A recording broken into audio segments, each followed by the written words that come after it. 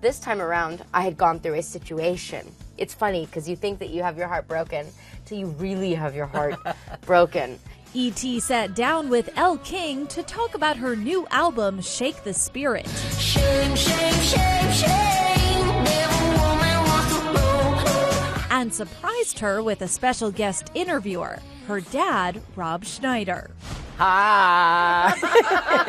How are you, gorgeous? Hi, handsome daddy. I love you. Good to see you. Hey, that's my better side, so we're going to switch seats. What? No, I'm just kidding. So I have some questions for you. Do you feel with your second album now that you finally put the character of the Girl Scout cookie sales girl in Deuce Bigalow behind you? I feel like I'll never really quite get away from that role. Hi, would you like to buy some Girls of America cookies? Your first album, and now this is your second one. What was the difference between like that one and this one? There's a huge difference because I feel like I gained a lot of notoriety. I mean, I had a worldwide hit.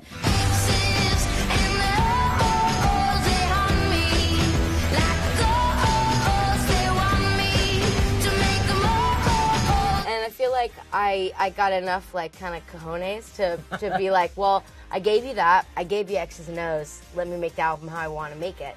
And they said, okay.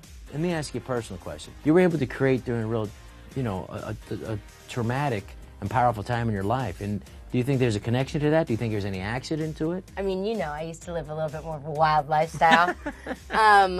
And I feel like I just created a lot of really bad cycles for myself that just kind of continued throughout, my budding adulthood, I guess. But it was for creative chaos, or was it just something feel deeply? What was it? I think I just lived a really chaotic life. Now I'm making music in a sober state of mind. I didn't make the album in a sober state of mind, but, that was still a very chaotic time. But I just don't want any chaos in my life anymore.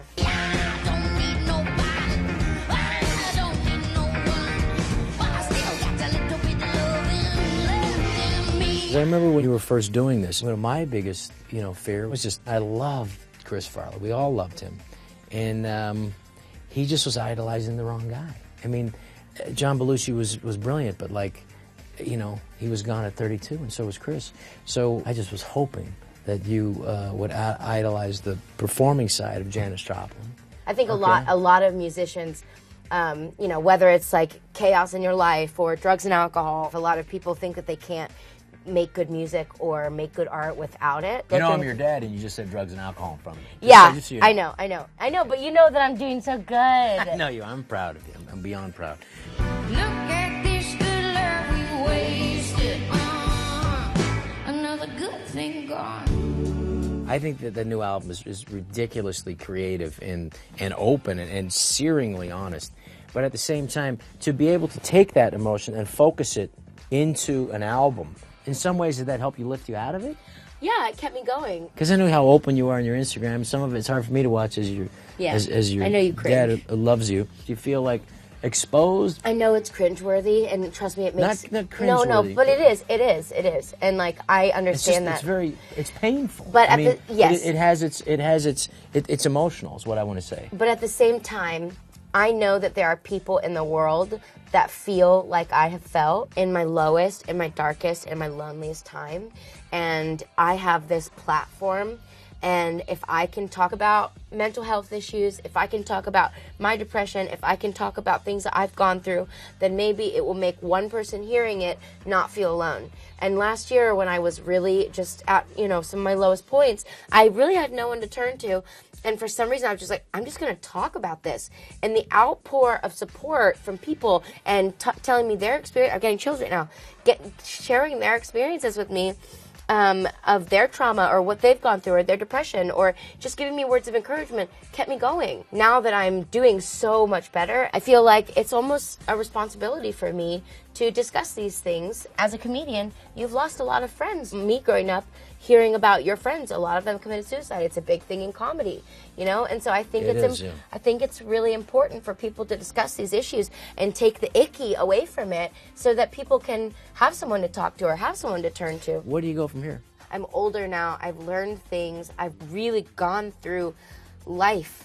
You know, I hadn't really gone through life at 24, 25, you know? You think you have, but you really don't. What's the first thing that comes to your mind, what you hope people get when they listen to I this new album? want people to know that it was a very broken and sad person who made this, and at the end of it, there is a message of love that comes through yourself, and that I'm better from it. It's okay to feel broken. You can and will get better. Yeah, that's great. That's beautiful. I don't know if I've ever been as honest in stuff I've ever done, as honest as you are. And it's been an inspiration for me to try to get more honest, you know. But I'm never going to open up myself as much as you do.